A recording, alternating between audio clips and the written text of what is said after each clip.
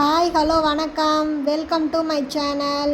இன்றைக்கி நம்ம கத்திரிக்காய் பொரியல் எப்படி செய்யலான்னு பார்க்கலாம். அதுக்கு முதல்ல வானல் வச்சு 2 கரண்டி எண்ணெய் ஊற்றிக்கலாம். எண்ணெய் காஞ்சதும் கடுகு போட்டுக்கலாம். கடுகு போட்டு நல்லா வெடிக்கட்டும். கடுகு நல்லா வெடித்த பிறகு கொஞ்சம் பூண்டு ஆட் பண்ணிக்கலாம். பூண்டு ஆட் பண்ணி நல்லா வதங்கட்டும். நல்லா கலர் மாற வரைக்கும் நம்ம இதை வதக்கிக்கலாம். நல்லா வதங்கின பிறகு கலர் மாறிடுச்சு. இப்போ கத்திரிக்காய் ஆட் பண்ணிக்கலாம். கத்திரிக்காய் ஆட் பண்ணிவிட்டு கொஞ்சம் கருவேப்பிலை ஆட் பண்ணிக்கலாம்.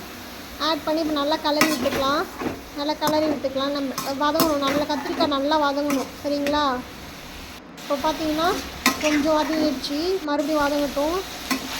இப்போ இன்னும் கொஞ்சம் கொஞ்சம் நல்லாவே வதங்கிடுச்சு பார்த்தீங்களா?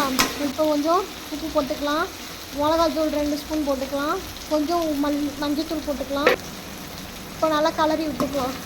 கிளறி விட்டு நல்லா அந்த மஞ்சள் மிளகாத்தூள் வாசனை போகிற வரைக்கும் நல்லா வதங்கட்டும்.